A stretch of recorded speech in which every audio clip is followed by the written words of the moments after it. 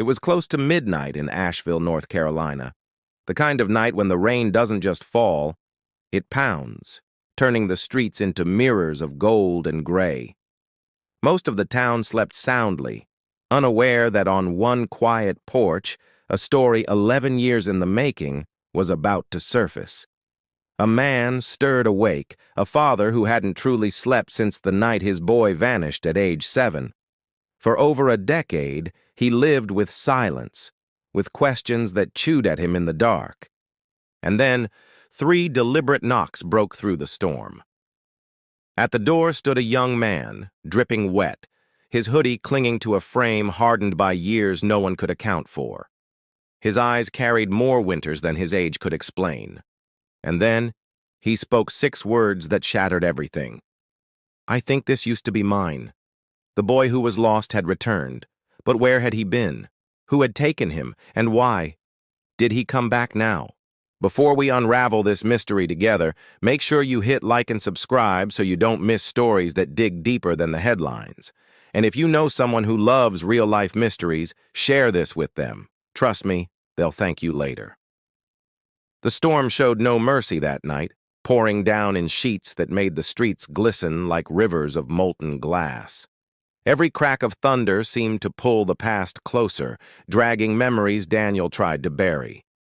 Inside his home, the shadows stretched long across the living room walls, swaying with each flicker of the storm. Daniel Ellison sat awake though he wished he could sleep. Years of absence etched deep into his face. The silence inside was familiar, almost ritualistic. But the silence outside broke with 3 slow knocks. They were measured, deliberate, and far too real to belong to imagination or the restless hum of rain. Daniel froze, every muscle caught between disbelief and fear. He had lived with hope before, and hope had punished him. What if it was another false alarm, another stranger, or worse, just emptiness waiting outside? His legs moved before his mind could stop them. Down the narrow hallway, past the photographs that still hung untouched, he reached the front door. His trembling fingers brushed the chain lock, the storm pounding behind it. He cracked the door open, and the porch light spilled onto a figure cloaked in rain. A young man stood there, soaked through, his hood low but his gaze piercing, steady in its silence. The backpack slung over his shoulders sagged with weight, though not from possessions. It seemed to carry years. His hands gripped the straps like anchors, as if letting go would erase the courage that brought him here. Daniel's chest tightened. Though grown and changed, the boy's face still carried pieces of the child he once knew. Memories collided with the present, shattering the protective shell Daniel had built across 11 aching years. Then the young man spoke. His voice cracked, fragile but certain, slicing through the storm and through Daniel's heart. "I think this used to be mine." 6 words, and everything collapsed inward like falling glass. Daniel staggered back, gripping the doorframe for balance. He wanted to believe, yet fear whispered caution. After so long, could this truly be his son? Could Jacob really be standing here, returned from silence? The boy stepped inside cautiously, dripping water across the hardwood floor. He pulled down his hood, revealing older features but unmistakable eyes. Eyes Daniel had seen in photos 1,000 times but never stopped remembering. Daniel whispered the name that had haunted his dreams. "Jacob." His throat tightened, almost breaking on the syllables. But the boy's expression faltered, conflicted. He blinked, uncertain, as if the word belonged to another life. They sat across from each other, a father and son bound by absence. Daniel had fetched dry clothes, worn but clean, slipping them onto his son's trembling frame. Still, words hung heavy, refusing to surface. The house, once a place of grief, now vibrated with tension. Every tick of the old clock, every creak in the floorboards seemed to punctuate their silence. Time had returned, but answers had not. Finally, Daniel asked, almost pleading, "Where have you been?" Jacob's eyes drifted downward, avoiding the gaze. His lips parted, but only a fragile answer emerged. "I walked." The simplicity carried weight, and also unbearable emptiness. Daniel pressed gently, leaning closer. "Walked from where?" Jacob's shoulders stiffened, his voice quiet but resolute. "I don't know." Each word felt like fog, present but intangible, carrying truth yet refusing to reveal its full shape. Before Daniel could respond, keys rattled at the front door. A sudden jolt of fear struck him, but then it opened, revealing Thomas, his brother.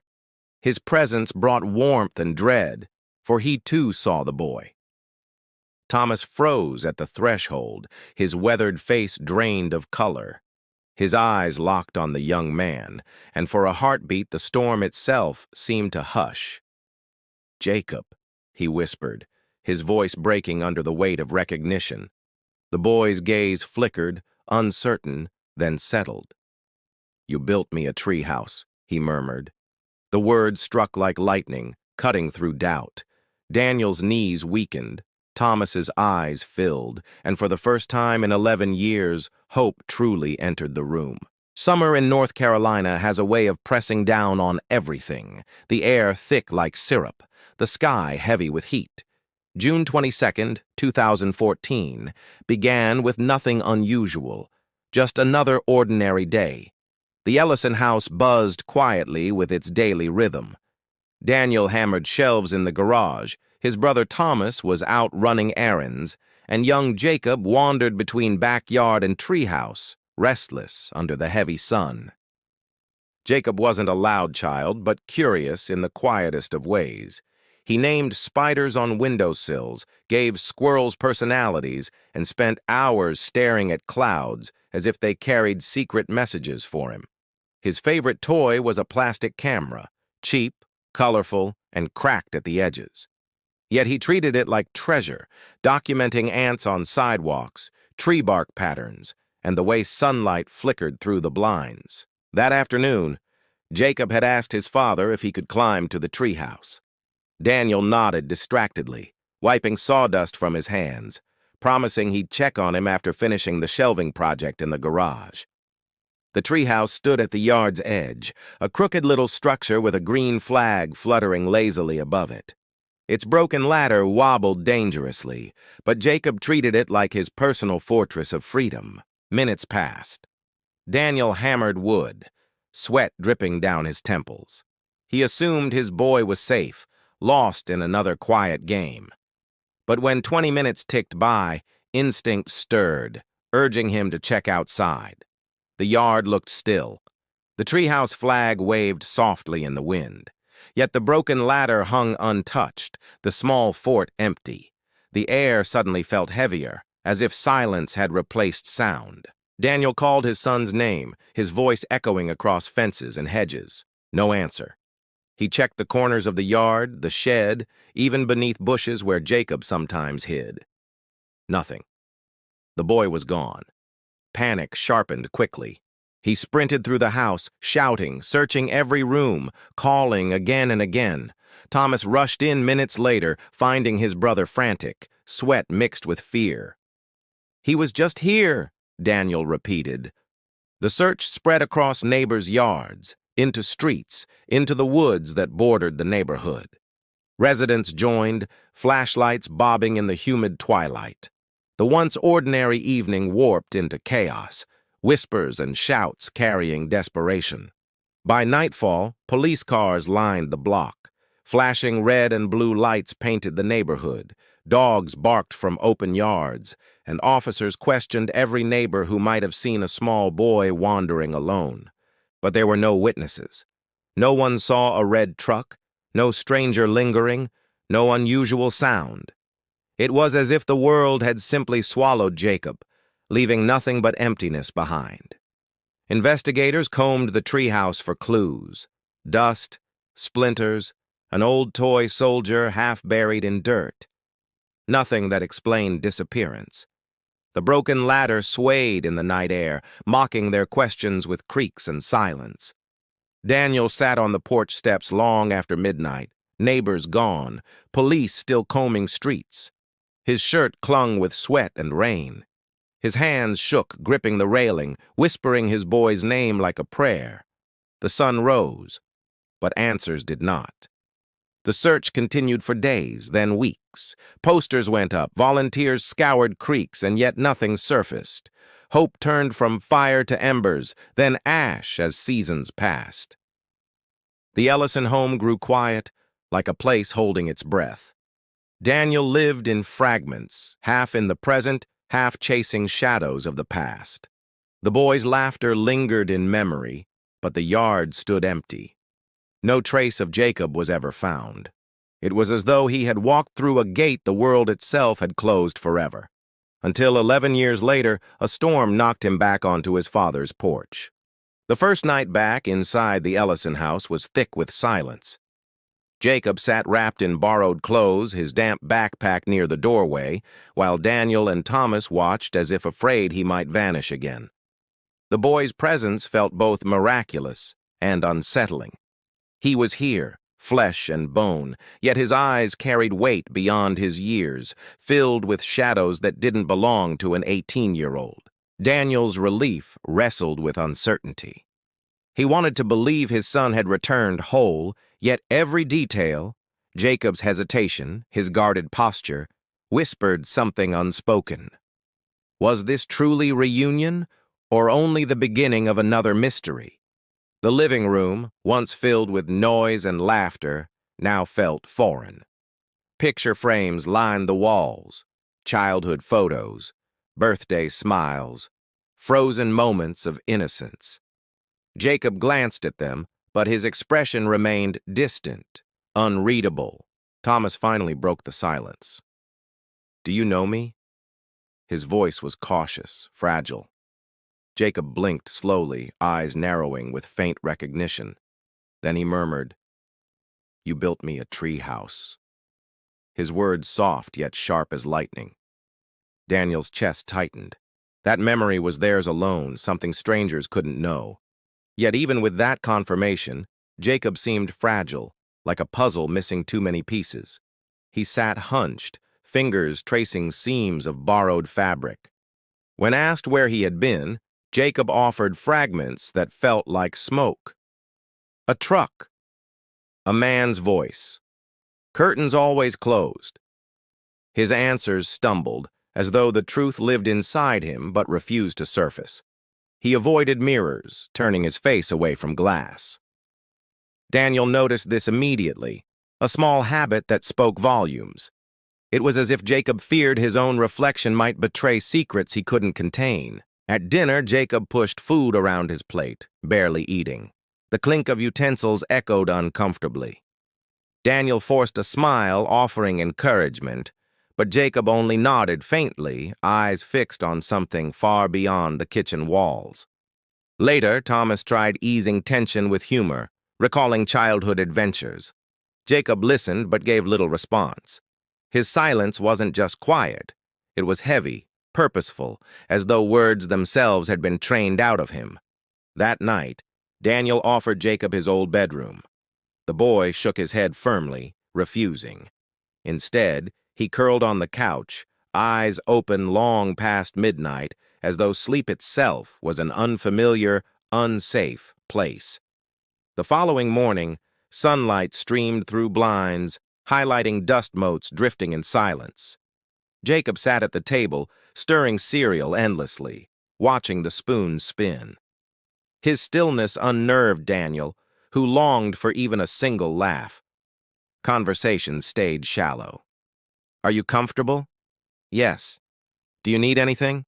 "No." Each answer clipped, restrained. Daniel wanted to reach across the table to pull his son into an embrace, but hesitation froze his hands. Jacob's eyes betrayed him, though. Older than they should be, burdened with secrets untold. It was not the gaze of a boy just found, but of someone who had lived too long in unseen corners. Daniel's brother watched closely, whispering later, "He talks in fragments, like he's protecting himself." Daniel nodded, heart aching. Protecting himself from who? From what? The questions circled endlessly, louder than the ticking clock in the hall. Jacob walked the perimeter of the backyard that afternoon, tracing invisible lines along the fence, as if searching for something only he could sense. Daniel watched from the window, helpless, wondering if the boy was home at all. That night, Jacob unearthed an old toy soldier from the dirt, holding it up. "Was this mine?" His voice trembled. Daniel's eyes filled. "Yes, you buried them. Missions underground?" Jacob whispered, "I don't remember, but my hands do." The house was alive again, yet unsettled. Joy and fear collided under its roof. For Daniel, the unspoken truth lingered. His son had returned, but he was not the same boy who once left. The name slipped from Jacob's lips one quiet morning, almost unintentionally, as though it carried danger even in memory. He stirred his drink absent-mindedly and whispered, "Marcus?" The sound itself seemed to darken the air. Daniel froze when he heard it. He leaned closer, gently asking, "Who is Marcus?" Jacob's hand trembled around the mug, his gaze avoiding his father's. "The man," he said softly. "The one who raised me." The words cut deep. "Raised me, not took me, not stole me, raised me." Daniel exchanged a glance with Thomas, both realizing this figure was more than just a shadow. He was part of Jacob's missing years. Jacob's description came in pieces, fragmented like broken glass. Marcus was tall, broad-shouldered, with hands rough from work. He smoked often, his voice gravelly. He spoke little, but when he did, his words carried weight. The boy recalled a house with curtains drawn so tightly no sunlight ever entered. Walls smelled of oil and metal. Marcus forbade mirrors. Jacob wasn't allowed to ask questions about his name, his past, his family. Instead, Marcus offered rules, strict, unbending. Jacob remembered being told, "Don't speak unless spoken to. Stay inside. Don't trust outsiders." The rules weren't screamed, they were whispered with conviction, which somehow made them heavier, harder to resist. At night, Jacob remembered hearing old music playing from another room. Scratchy recordings of Sinatra, Armstrong, sometimes gospel choirs. Marcus claimed music was safer than words, that songs couldn't betray you the way people did. There were small comforts, though strange.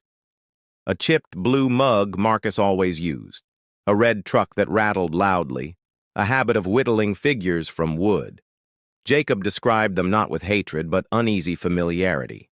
It was this unsettling detail that unnerved Daniel most. Jacob didn't recount Marcus with fear alone. There was something else, something resembling loyalty, perhaps even twisted gratitude. Trauma had blurred captor and caretaker into something more complex. When pressed about punishment, Jacob admitted Marcus never used chains or locks. The cage was invisible, built from fear and persuasion. "Only when I asked about my real name," Jacob whispered. "Then he'd strike me." Daniel's knuckles whitened on the armrest. Rage boiled beneath his chest, but he kept still, not wanting to scare his son. Thomas sat rigid, muttering, "This Marcus. He taught him to live in silence." Detectives had spoken once about captors who rewrite identity, reshaping memory until truth feels like fiction. Listening now, Daniel realized that was exactly what Marcus had done. He hadn't just stolen his son, he had rewritten him. The backyard grew Jacob's refuge in those first weeks back. He would walk alone, muttering fragments, piecing memories together. Sometimes he stopped suddenly, staring into space, whispering Marcus's words under his breath as if testing their grip. One evening, as cicadas screamed in the trees, Jacob confessed more. "He told me not to come back," he said flatly. "Said if I returned, everything would fall apart. Said the past wasn't mine anymore." Daniel's heart broke at the confession.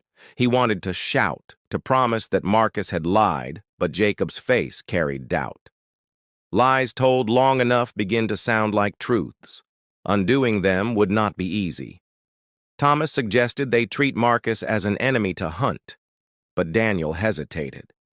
For Jacob, Marcus wasn't simply a villain. He was part of the boy's survival. To destroy him meant tearing apart fragile threads of identity. The truth weighed on everyone. Marcus was more than a name. He was the ghost in Jacob's silences, the shadow behind his eyes, the reason he looked at his childhood home like a stranger's place. For Daniel, a terrifying realization surfaced. Marcus had not only stolen 11 years of Jacob's life, he had made himself a father figure. And reclaiming his son now meant untangling that bond, thread by painful thread. The house carried echoes Jacob couldn't ignore. At night, he'd pause in the hallway, sensing something hidden beneath the quiet. One evening, Daniel noticed him standing frozen, staring at a cabinet no one touched. It was the hallway drawer, stuffed years ago with Jacob's belongings. Old sketches, small toys, forgotten keepsakes. Daniel rarely opened it, but Jacob's gaze lingered as if he expected the wood itself to speak secrets. When Daniel finally pulled it open, time seemed to collapse. Inside lay drawings Jacob once made, stick figures, suns, crooked trees. But tucked beneath them, folded carefully, was a note neither man remembered placing there. The handwriting was Jacob's, unmistakably childish, the letters uneven but deliberate. It read, "If I leave, I'll come back. Don't cry. I'll return when I remember how." Daniel's pulse quickened. He turned to Jacob, who stared at the note with vacant eyes. "Did you write this?" Daniel asked. Jacob's voice was flat. "Marcus told me to. Said it would make you feel better." The words hit Daniel like a blow. This wasn't just abduction, it was manipulation, staged comfort planted to wound and confuse. Thomas studied Jacob's face, whispering, "He turned even your goodbye into something rehearsed." Jacob recalled Marcus's instructions: to hide notes, to leave false trails, to plant illusions that tethered him to silence. The child's handwriting wasn't innocent. It was a weapon Marcus used to twist memory. Later, in the basement of Daniel's home, Jacob uncovered more fragments. A rusted toy soldier buried near the foundation. A plastic camera, cracked but intact. Objects once lost, now surfacing like ghosts demanding recognition. Every discovery pulled Jacob into dissonance. He would hold items in his hands, whispering, "Was this mine?" His father nodded, but Jacob's expression stayed hollow. Objects carried memories, yet those memories no longer felt like his own. One night, while pacing the living room, Jacob pressed his palms against the walls, listening. "It feels alive," he muttered. "Marcus said houses breathe. They remember things, they keep secrets." Daniel shivered at the strange confession. Sleep became nearly impossible. Jacob lay awake, watching ceilings, whispering fragments. He spoke of a locked room Marcus kept, one he was never allowed to enter. He called it the place where the past lived. Daniel's mind raced. Was that where Marcus stored belongings? Evidence? Perhaps clues about Jacob's life in captivity? Each fragment sharpened the sense that their nightmare wasn't finished. Marcus had left scars hidden not just in Jacob, but everywhere. Jacob began avoiding photographs altogether. He flipped albums closed, turned frames face down. "It doesn't feel like me," he explained. "It's like watching someone else's life. I see him smiling, but that's not me anymore." The silence of the house deepened. Even Thomas admitted unease, remarking, "It feels like Marcus left fingerprints everywhere, like he wanted us to live with him still in the walls." Daniel could only nod in exhaustion. One afternoon, Jacob produced another relic from under the floorboards, a small brass tag stamped with the number 43. He turned it over nervously, whispering, "This was sewn into my backpack. Marcus said it mattered." Daniel didn't understand the number, but Jacob stared at it like a curse. "It's where the silence lives," he murmured. repeating Marcus's phrase. Every time I touched it, he said I belonged to it. Objects that once carried warmth now burned with meaning, twisted by captivity. The Ellison home, instead of sanctuary, felt haunted. Every creak, every hidden drawer became a reminder of secrets too carefully planted to ignore. By now, Daniel realized the truth. Jacob had returned, but Marcus lingered inside him, embedded in rituals, objects, and silence. To reclaim his son, he would first have to confront the ghosts Marcus left behind. The discovery of the brass tag haunted Daniel more than the stormy night Jacob had returned. The number 43 etched into its metal felt deliberate, like a breadcrumb Marcus had planted in plain sight. Jacob confessed that the number appeared often in his memories, scribbled on boxes, muttered in Marcus's gravelly voice, even sewn into his old backpack. It wasn't random. Jacob whispered. It meant something. Daniel and Thomas knew they couldn't unravel the mystery alone. They needed guidance, someone who understood missing children and fractured trails. That was when a familiar figure re-entered the story, retired Detective Jonathan Hayes. Jonathan had worked the original case before his retirement. Years of experience weighed in his eyes, but he hadn't forgotten Jacob's disappearance. When he heard whispers of the boy's return, he came immediately. He sat across from Jacob, his weathered hands folded, his tone steady yet gentle. Do you remember anything specific? Roads, houses, landmarks? Jacob hesitated, fragments swimming in his mind.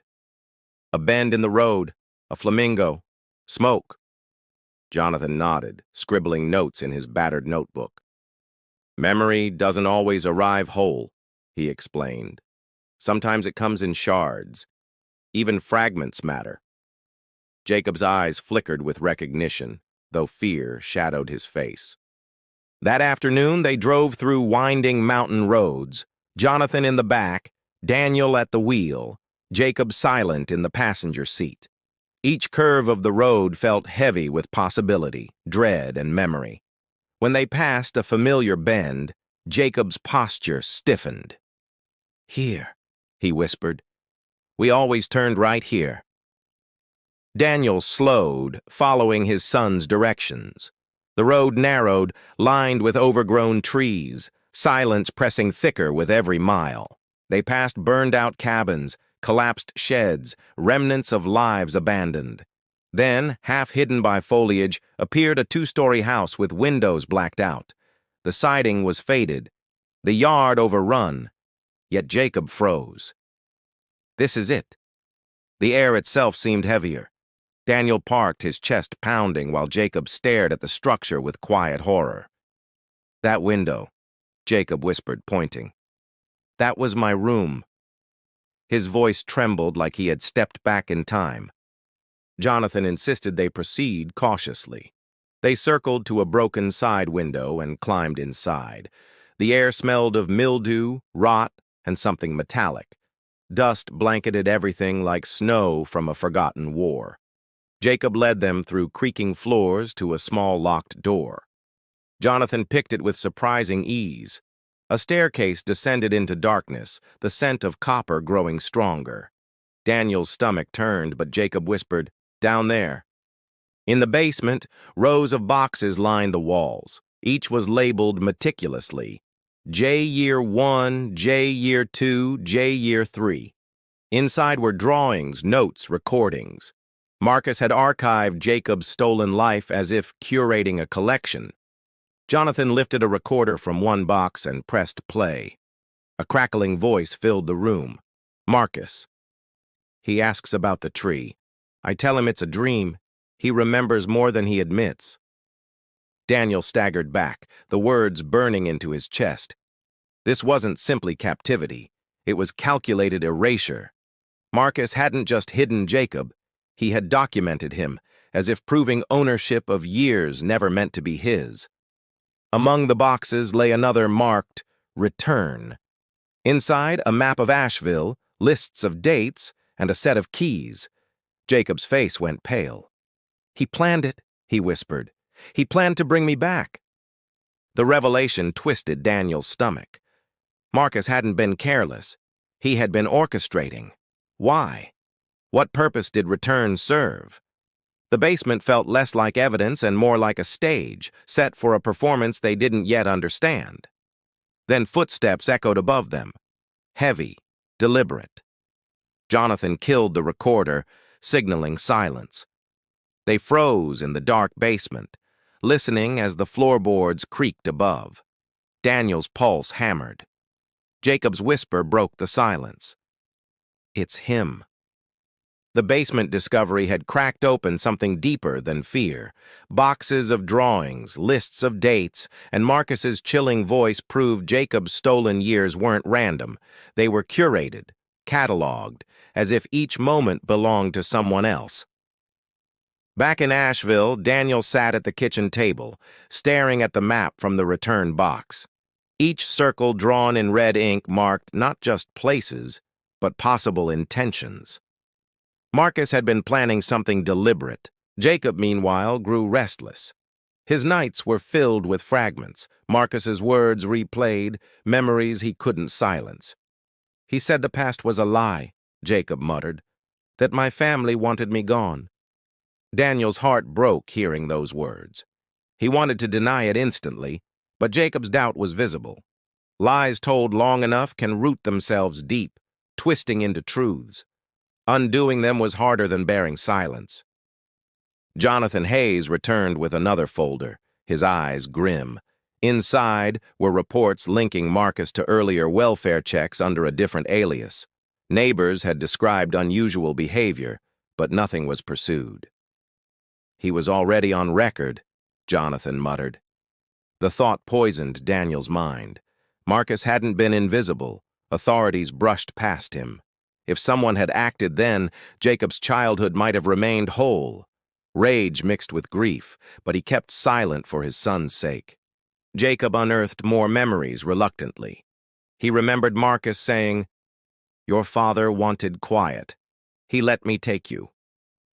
The accusation crushed Daniel, though he knew it was false. Still, doubt clouded Jacob's gaze, straining fragile trust. Thomas confronted Jacob gently. "Do you believe him?" Jacob hesitated, fingers tightening around the brass tag. "I don't know," he admitted.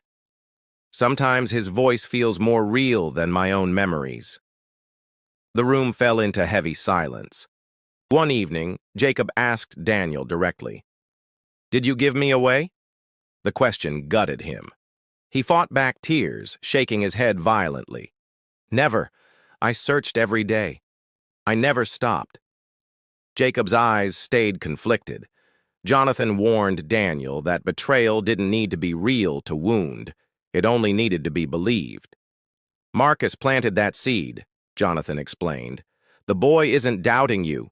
He's doubting reality itself." The most damning evidence came days later. Jonathan retrieved journals from a storage facility linked to Marcus. Inside, one passage read, "The Ellisons wanted silence. They told me where to find him. I have proof." Daniel's stomach dropped. "Proof of what?" Jonathan muttered. The journal was vague, scattered with paranoia, yet Jacob's face went pale, and his voice cracked. "He said you asked him to take me." Daniel's heart shattered again.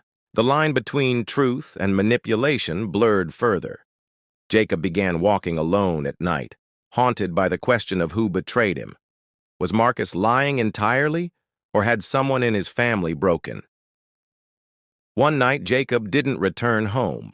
Panic set in as hours passed. Daniel and Thomas drove the streets, calling his name, fearing the worst. Finally, Jonathan found him sitting on a rusted swing at the park. Jacob's eyes were distant as he muttered, "If he lied, why do I feel it's true? Why do I feel abandoned?" Daniel knelt beside him, whispering, "Because that's what he wanted you to feel." Back home, the tension lingered. Every word carried weight, every silence heavier. Daniel realized that regaining his son wasn't just about safety. It was about truth, and truth itself had been weaponized, turned into a battlefield. In those days, betrayal wasn't measured by actions, but by belief. Marcus had convinced Jacob the past was poisoned, the family complicit. To heal meant more than proving innocence. It meant dismantling lies rooted like thorns in memory. For Daniel, the cruelest truth emerged. Marcus hadn't just stolen Jacob. He had stolen trust, reshaping it into suspicion. And without trust, even reunion felt fragile. A house rebuilt on cracked foundations. Autumn crept quietly into Asheville, the kind of season that didn't announce itself but arrived subtly. Air crisp in the morning, leaves crunching beneath shoes, light fading earlier each evening. For Jacob, change carried both dread and possibility. The Ellison home had transformed. It was no longer just walls and furniture. It had become a battlefield of memory, where silence once ruled and where Marcus's shadows still lingered in Jacob's restless nights. Daniel sensed his son was torn between worlds, the one Marcus built and the one he had left behind. "Your home," Daniel repeated often, but Jacob's expression said otherwise. Home was no longer simple. Yet slowly, small gestures began carving cracks in the distance. Jacob placed his old plastic camera on the table instead of hiding it. He asked Thomas about childhood fishing trips, though his voice carried hesitation. One weekend, Daniel built a bench under the tree where the old treehouse once stood. He didn't speak of its meaning, but Jacob noticed. Later, he sat there quietly, staring into the fading sky. Healing didn't arrive like lightning. It crept in, awkward and halting. Jacob still refused his childhood bedroom, still avoided mirrors, but he began staying longer in conversations, asking tentative questions, reaching for truths he once rejected. Jonathan Hayes eventually stepped back, his role fading. Before leaving, he left Jacob a letter. "Some mysteries end in silence, but truth always leaves fingerprints. You just need courage to dust where it hurts." Jacob carried those words often, folding and unfolding them, testing their weight. They became a compass of sorts, not answers, but direction, reminding him that not all stories required neat endings to matter. On his birthday, Daniel placed a small gift on the table, a green flag, freshly sewn, reminiscent of the one Jacob once hung above his treehouse. Jacob didn't speak, but he kept it. Evenings brought a new rhythm. Sometimes Daniel and Jacob sat together in silence. No questions, no demands, only presence. Silence, once weaponized by Marcus, now began to feel different, gentle, even comforting in small doses. But forgiveness wasn't simple. Jacob told his father one night, "I don't know how to let go." Daniel replied quietly, "Then don't. Start with not having to." The words carried permission Jacob hadn't felt before. Jacob returned to photography, enrolling in community college courses. His camera no longer just captured insects and shadows, it captured fragments of a world he wanted to reclaim. "I want to see what others miss," he explained. His photos often showed details overlooked: rusted benches, crooked mailboxes, light pooling in puddles. For him, it wasn't about beauty. It was about proving he could still frame the world on his own terms. At night, Jacob sometimes walked past the treehouse ruins. One evening, he planted a smaller green flag, not as bright as the old one, but steady in the wind. Daniel watched quietly from the porch. Closure never came as headlines promised. Marcus disappeared, slipping beyond reach. The world moved on, eager to brand Jacob as the boy who survived. But Jacob refused to be a symbol. He wanted only to live. One evening, as cicadas sang in the distance, Jacob asked Daniel softly, "Do you wish we could go back?" His father shook his head gently. "No. I just wish we had started sooner." Jacob nodded, gripping his plastic camera, lifting it toward his father. "Smile," he said. The shutter clicked, no film inside, but it didn't matter. For the first time, the picture existed in his heart. Home, Jacob realized, wasn't always the place you were taken from. Sometimes it was the place you chose, the place you built with fractured pieces, learning not how to forget, but how to remain.